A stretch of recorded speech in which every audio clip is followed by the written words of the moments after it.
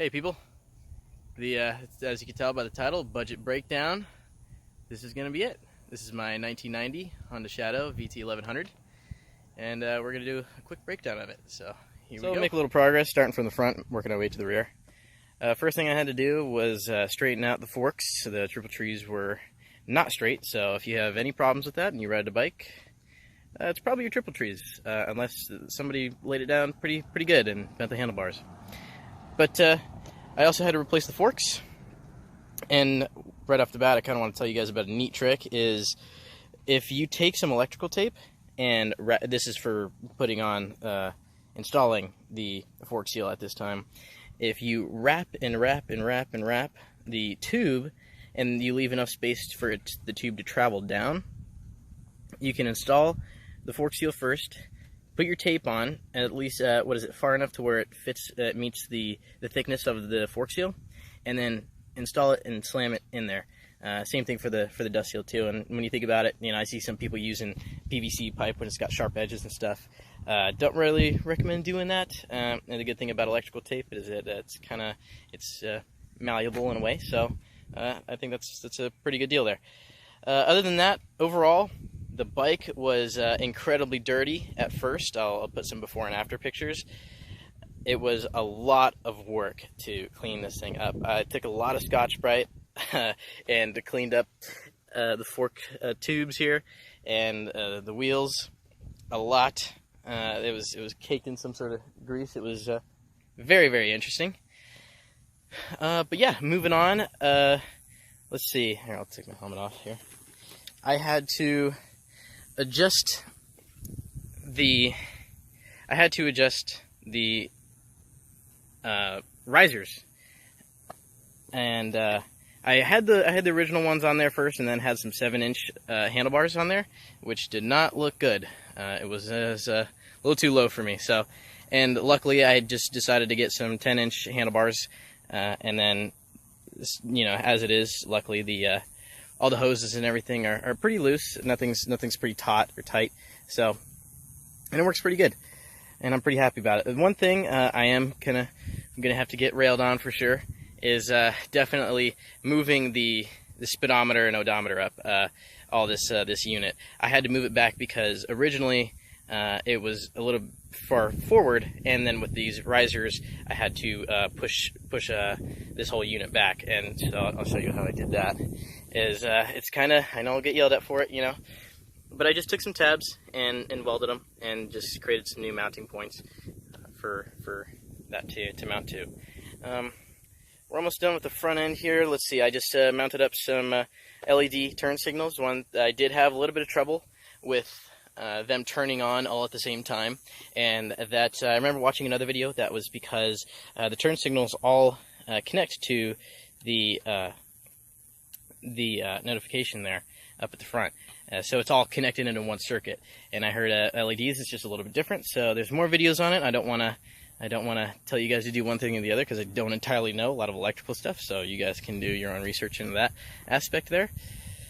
But yeah, so I got 2-inch risers with 10-inch rise on handlebars, and everything up top is still pretty much the same, other than a little bit of Scotch-Brite and whatnot, just kind of cleaning everything up there. And then the mirrors I got off of Amazon. Almost everything I got on Amazon, except for a few things. And I think they were like 35, 40 bucks, something like that. So yeah, other than that, I just took some cleaning. It took some cleaning, you know, cleaning the side cases, the engine, of course, you know. So one thing I thought was really interesting about this bike, and I didn't really know until somebody had told me, that the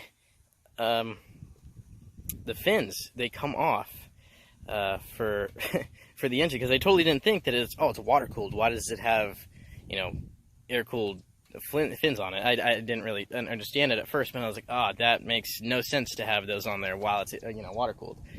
So yeah, that's one thing there. The next thing we can talk about the seat here. So the seat, it used to be a Springer seat.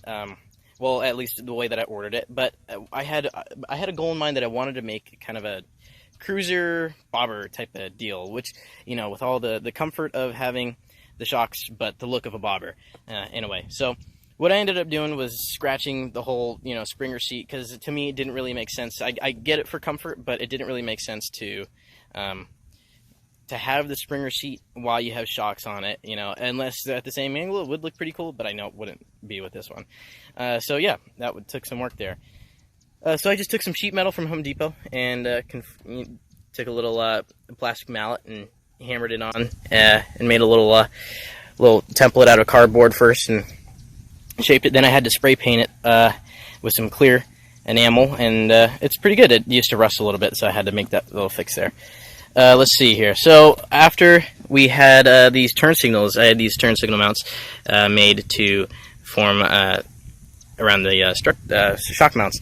So I did have to make a washer just so the shock is the same length, or at least that it's just straight up and down, not that it's at an angle or anything. And then the turn signals are just the same as the front. They just don't have the running lights, and that's all right. I have a brake light on the other side. At least, obviously in the front there, and then this brake light down here at the bottom left. So that was it's pretty good, not too bad. And yeah, so that was that. Didn't take too much work. I just spray painted it black, and it works pretty good. Let's see. Okay, so the fender. The fender is obviously what took the longest. It took me so long to get this thing done, just because it was. It's not supposed to be on this bike, and it's the mounting points are definitely interesting, that's for sure. Okay, one thing about the seat real quick though is looking under here is you can see where I had to mount a piece of steel to brace that sheet metal on. So the seat is bolted on, it's not just sitting on there, I can't lift it up or anything, so it's not going anywhere. Let's see, so the fender, kind of going back to the fender, is one thing I noticed is that nobody really did this setup where there's a shock and end of fender on here, kind of having that bobber style. Obviously it makes sense just because you worry about the fender hitting the seat, right? But there's a considerable amount of room there. I'll put some videos towards the end, or at the end of this one, showing you that there's obviously still a bit of travel. But yeah. What we did here is, this is TJ Brutal Customs rear fender, and we just have drilled some holes. It took a lot of time measuring it out, and eventually my friend and I welded it together and put it on the bike. So eventually what we did here is I decided that we have to mount to the swing arm, right? So what we did was I think you might be able to see it better from here.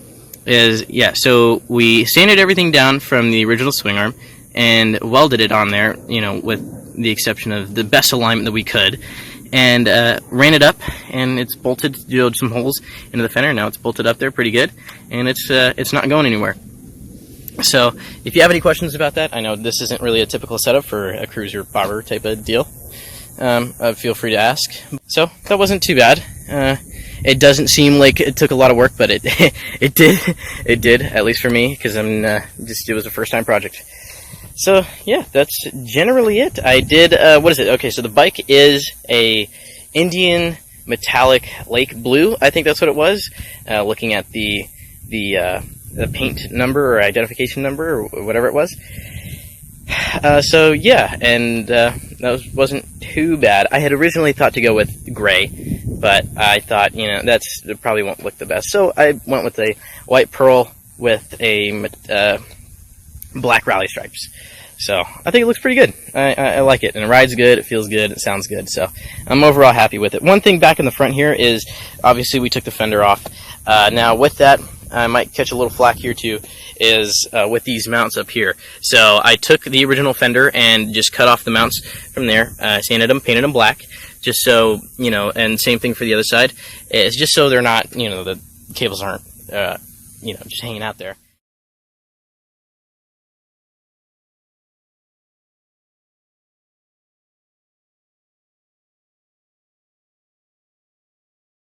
Alright guys, so that is my video, my budget build on this 1990 Honda Shadow VT1100. Talking about the pricing a little bit, I paid $1,800 for the bike. It's got 24,000 miles on it. Let's see, thinking about everything that I put in it, the the tank did have a few dents, and I had to get the tank and the fender repainted, so that was about $650. So I'll let you guys do the math. I spent $1,800 for the bike, $650 for the paint, and then along with this $170, close to $300 for the shocks and fender, and then a bunch of miscellaneous stuff, making tool, having to buy tools and whatnot. It brought me around $3,000 for the total. I did forget to say that I did the baffle delete here with a hole saw, so that was pretty fun. Makes it a bit louder. I didn't want to really have to take apart the carbs or anything, but I'm sure I'll do that eventually. You guys will see in the video some of the B-roll and stuff. I forgot to talk about the function of my favorite part, the rear fender here, is that it's a floating rear fender. So I'll show you, give you a little demonstration. It's sitting on it. It'll move up and down, right? So I thought that was the coolest thing ever, and riding it and going over bumps and stuff looks really cool to me. So another added benefit of kind of doing the whole keeping the shocks and all that kind of stuff, and not going static. So and not doing the springer seat.